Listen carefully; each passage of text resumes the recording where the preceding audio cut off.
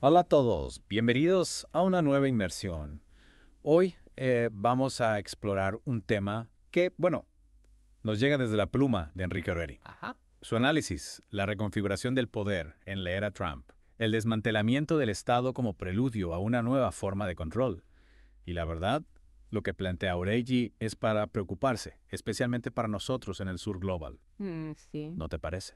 totalmente. Aurelio nos obliga a mirar más allá de lo que, digamos, de lo que nos dicen, ¿no? Claro. A cuestionar esa idea de un Estado profundo que se opone a Trump. Sí. Lo que dice es que estamos viendo una transformación a fondo, una reestructuración del poder en Estados Unidos, y eso, claro, tiene consecuencias para todo el mundo. Exacto. Y lo que me impacta es cómo Aureli relaciona lo que está pasando en Estados Unidos con cosas que hemos vivido en el sur global.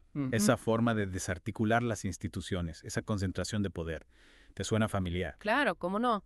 Y ahí es donde Aurelio nos habla de la teoría ejecutiva unitaria, una idea que le da al presidente un poder casi total sobre todo el aparato del Estado. Uf, ¿Te acordás de las dictaduras que tuvimos en nuestra región? sí, sí. Muchas, apoyadas por el mismo Estados Unidos que ahora parece querer imitarlas. Es increíble, ¿no? Y lo que asusta es que Auregui no se queda en la teoría. Nos habla de un plan concreto, el proyecto 2025 de la Heritage Foundation. ¿Te suena de algo? Sí, algo leí. Es como si quisieran aplicar las mismas recetas del ajuste estructural que nos impusieron en los 80 y 90, pero ahora en el corazón del imperio. Sí, es fuerte. Despidos masivos de funcionarios de carrera, reemplazos por gente leal al presidente, agencias independientes que pierden poder. Un plan para que el poder quede en manos del Ejecutivo sin controles. Claro. Y pensá lo que eso significa para nosotros. Un Estados Unidos más autoritario, más poderoso, es un Estados Unidos más peligroso para el sur global. Totalmente. Y si hablamos de personajes peligrosos, Aureli nos presenta a Russell Vought y su Centro para la Renovación de América, el RRA. Este tipo, que defiende abiertamente el nacionalismo cristiano, quiere que las políticas del gobierno se basen en su visión ultraconservadora de los valores cristianos. ¿A vos no te recuerda a las justificaciones que usaban para colonizarnos? Es una mezcla explosiva, religión y autoritarismo. Lo que me preocupa es que Vought no es un loquito suelto, es el director de la Oficina de Gestión y Presupuesto, tiene mucho poder para influir en las políticas del gobierno. Y si querías que Vought era lo peor, espera a escuchar lo que Aureli cuenta sobre el Departamento de Eficiencia Gubernamental, el DOGE, liderado nada menos que por Elon Musk. Supuestamente es para hacer más eficiente al Estado, pero este departamento quiere acceder a datos confidenciales del Servicio de Impuestos Internos. Millones de declaraciones con información sensible de los ciudadanos. En manos de Musk. Me da escalofríos. Y no te olvides que Musk no solo es el dueño de Tesla, también es el dueño de X, la ex Twitter. Imagínate el poder que tendría si combina el control de una red social con acceso a información tan delicada del gobierno. Claro. Sería un nivel de vigilancia y control nunca visto. Y como si Musk no fuera suficiente, Aureli también menciona a Larry Ellison, el fundador de Oracle, como otro personaje importante en esta transformación. Ellison propone un plan de $500,000 millones para crear una plataforma única de datos para el gobierno basada en inteligencia artificial. ¿Te imaginas un sistema de vigilancia así, controlado por empresas privadas y con acceso a todos nuestros datos? Es una pesadilla, ¿no? Y acá es donde Aureli nos hace una pregunta clave. ¿Qué podemos hacer frente a todo esto? Él mismo reconoce que las instituciones tradicionales no parecen capaces de frenar este avance autoritario. Entonces, ¿dónde encontramos la fuerza para resistir? Aureli nos dice que miremos a los movimientos de resistencia que a lo largo de la historia se han enfrentado a los poderes autoritarios.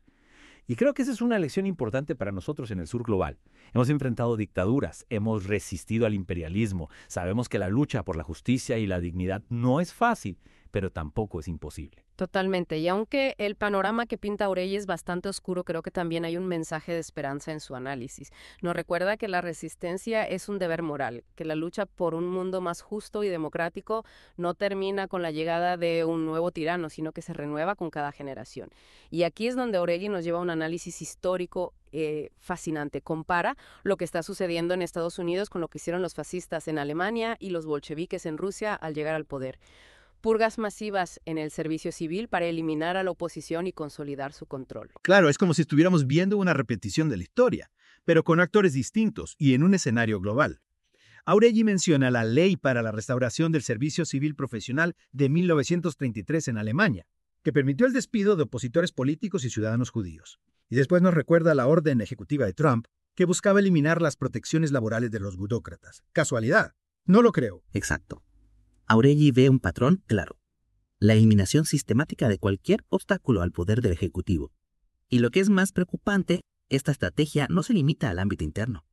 Trump ha dejado clara su admiración por líderes autoritarios como Putin y su política exterior parece guiarse más por afinidades ideológicas que por principios democráticos. Eso explica su apoyo al régimen israelí en Gaza, a pesar de las denuncias de crímenes de lesa humanidad. Para Trump, la democracia parece ser un concepto flexible, que se adapta a sus intereses geopolíticos. Tal cual. Y si a esto le sumamos el aumento constante de gasto militar, a pesar de la retórica de austeridad fiscal, tenemos un panorama bastante sombrío. Un Estado cada vez más autoritario, con un aparato represivo cada vez más poderoso y una política exterior cada vez más alineada con regímenes autoritarios. Aureli no se anda con rodeos al describir la situación. Los bárbaros se han hecho cargo. No te engañes. El infierno reina. Son palabras fuertes, pero creo que reflejan la gravedad del momento que estamos viviendo. ¿Vos qué pensás? Es fuerte, sí, pero ojo, que Aureli no nos deja sumidos en la desesperanza. Nos recuerda que la resistencia es un deber moral, una obligación que tenemos con nosotros mismos y con las futuras generaciones, y nos invita a mirar hacia el sur global en busca de inspiración. Claro, porque aquí, en el sur global, sabemos lo que significa resistir. Hemos enfrentado dictaduras, hemos luchado contra el imperialismo, hemos aprendido a construir alternativas desde abajo. Y esa experiencia, esa memoria histórica, es un arma poderosa en la lucha contra el autoritarismo, venga de donde venga. Totalmente. Aureli nos recuerda a Joseph Roth, un escritor judío que vivió en carne propia el ascenso del fascismo en Alemania. Roth decía que, aunque la derrota pareciera inevitable, la resistencia era un imperativo moral. Uno debe escribir incluso cuando uno se da cuenta de que la palabra impresa ya no puede mejorar nada, insistía. Esas palabras resuenan con fuerza en esos tiempos, porque a veces la resistencia no se trata de ganar, sino de mantener la dignidad, de defender la verdad, de plantar una semilla de esperanza para el futuro. ¿No te parece? Absolutamente. Y aquí es donde Aureli nos lanza un desafío. ¿Cómo podemos articular una resistencia efectiva en un mundo donde las instituciones tradicionales parecen haber claudicado? ¿Cómo podemos construir un contrapoder que sea capaz de frenar el avance del autoritarismo y la tecnocracia? Es una pregunta que nos interpela a todos, no solo a los que vivimos en Estados Unidos, sino a todos los que creemos en la democracia, en la justicia social, en un mundo donde la dignidad humana no sea pisoteada por el poder. Exacto. Y aquí es donde me parece fundamental lo que Aureli dice sobre el papel de los movimientos sociales. Los restos ahuecados del viejo sistema, dice, no nos salvarán. Hablan tópicos vacíos, se encogen con miedo, buscan reformas incrementales inútiles. Y es una crítica dura, pero creo que necesaria. Los partidos políticos tradicionales, los sindicatos, incluso muchas ONGs, parecen atrapados en la lógica del sistema, incapaces de ofrecer una alternativa real al poder corporativo y tecnocrático. ¿No sentís lo mismo? Sí, coincido. Y es ahí donde surgen los movimientos sociales como una fuerza transformadora. Movimientos que no se conforman con denunciar la injusticia, sino que buscan construir alternativas desde abajo, desde las comunidades, desde la base. Movimientos como el movimiento feminista, el movimiento ecologista, el movimiento por los derechos de los migrantes, el movimiento por la justicia racial, movimientos que entienden que la lucha por un mundo mejor no se limita a la política electoral, sino que abarca todos los ámbitos de la vida social. Exacto. Movimientos que nos recuerdan que la resistencia no es un acto individual, sino una construcción colectiva, que la esperanza no se encuentra en un líder mesiánico, sino en la fuerza del pueblo organizado. Y aquí, en el sur global, tenemos una larga tradición de resistencia popular. Desde las luchas anticoloniales hasta los movimientos por la tierra, desde las madres de Plaza de Mayo hasta los zapatistas, hemos demostrado que la lucha contra el poder no es una utopía, sino una realidad que se construye día a día. Totalmente. Y esa experiencia, esa memoria histórica, es un tesoro que debemos cuidar y compartir con el mundo. Porque en estos tiempos oscuros, la resistencia del sur global puede ser una luz que ilumina el camino hacia un futuro más justo y humano. Aureli habla de la corporativización del Estado, de la fusión entre el poder político y el poder económico. Y creo que en el sur global hemos vivido esa realidad en carne propia. Las multinacionales, los organismos internacionales, los bancos, todos ellos han jugado un papel clave en el saqueo de nuestros recursos y en la imposición de políticas neoliberales que han empobrecido a nuestros pueblos. Sí, así. Y ahora, con la llegada de Trump al poder, estamos viendo una nueva fase de esa corporativización del Estado. Figuras como Elon Musk y Larry Ellison no solo son empresarios exitosos, sino que se han convertido en actores políticos de primer orden con una enorme influencia en las decisiones del gobierno. Musk, con su imperio que abarca desde Tesla hasta SpaceX, desde Starlink hasta X, se ha convertido en una especie de emperador tecnológico con un poder que rivaliza con el de muchos estados nacionales. Y Ellison, con su empresa Oracle, controla una parte importante de la infraestructura digital del gobierno estadounidense. Su propuesta de una plataforma de datos única y unificada es una muestra clara de su ambición de centralizar el poder en el ámbito digital. Aureli nos advierte sobre el peligro de esta tecnocracia. donde el poder político se subordina a los intereses de las grandes corporaciones tecnológicas. Y creo que es una advertencia que debemos tomar muy en serio, porque estamos hablando de un poder que puede controlar nuestras vidas de una manera que nunca antes habíamos imaginado. La inteligencia artificial, el Big Data, la vigilancia masiva. Todas estas tecnologías pueden ser utilizadas para controlar y manipular a la población, para censurar la disidencia, para imponer un pensamiento único. Y en manos de corporaciones sin escrúpulos como las de Musk y Ellison, este poder se convierte en una amenaza para la democracia y la libertad. Es cierto, pero Auregui también nos recuerda que la tecnología no es neutral, que las herramientas digitales pueden ser utilizadas para la liberación o para la opresión, dependiendo de quién las controle y con qué fines. Exacto. Y es ahí donde surge la necesidad de una soberanía tecnológica, de la capacidad de los pueblos del sur global de controlar sus propias tecnologías, de desarrollar alternativas que estén al servicio del bien común y no de los intereses de las corporaciones. Porque la lucha contra el autoritarismo en el siglo XXI no solo se libra en las calles, sino también en el ciberespacio.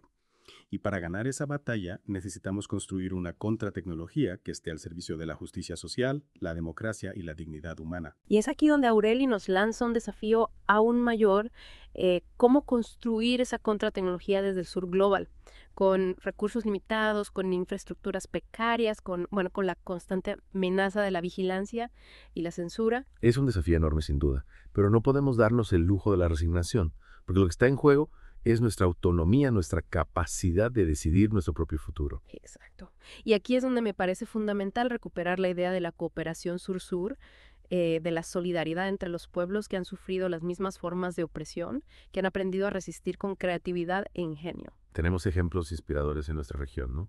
Redes de software libre, plataformas de comunicación popular, iniciativas de educación digital, experiencias que demuestran que es posible construir alternativas desde abajo, con pocos recursos, pero con mucha convicción. Sí, y creo que es fundamental aprender de esas experiencias, compartirlas, replicarlas, adaptarlas a nuestras propias realidades.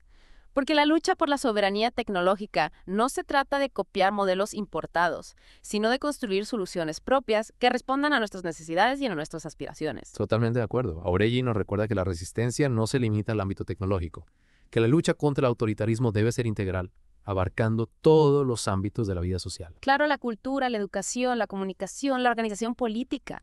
Todos esos espacios son campos de batalla donde debemos dar la pelea por un mundo más justo y humano. Y ahí es donde nuestra historia, en el sur global, nos da una ventaja, ¿no? Tenemos una larga tradición de lucha en esos campos. Desde los movimientos de liberación nacional hasta las luchas por los derechos de las mujeres, desde las organizaciones campesinas hasta los colectivos artísticos. Hemos demostrado que la resistencia es un proceso creativo, que la esperanza se construye con la participación de todos. Exactamente.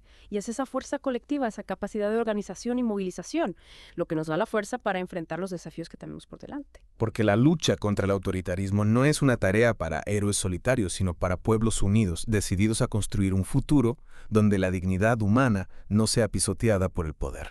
Aureli termina su análisis con una frase que me parece fundamental. La lucha continúa. Y creo que esa frase resume el espíritu de este podcast, de este espacio de reflexión crítica, donde buscamos comprender los desafíos que enfrentamos y las alternativas que podemos construir. Totalmente. No nos resignamos a un futuro distópico dominado por el autoritarismo y la tecnocracia. Creemos en la fuerza del pueblo, en la capacidad de la gente común para transformar la realidad. Y seguiremos luchando desde nuestros espacios con nuestras herramientas por un mundo más justo, más libre, más humano. Gracias por escuchar Geopolítica, un podcast de Enrique Aureli. No olvides, apoya económicamente y difunde nuestro trabajo. Hasta la próxima.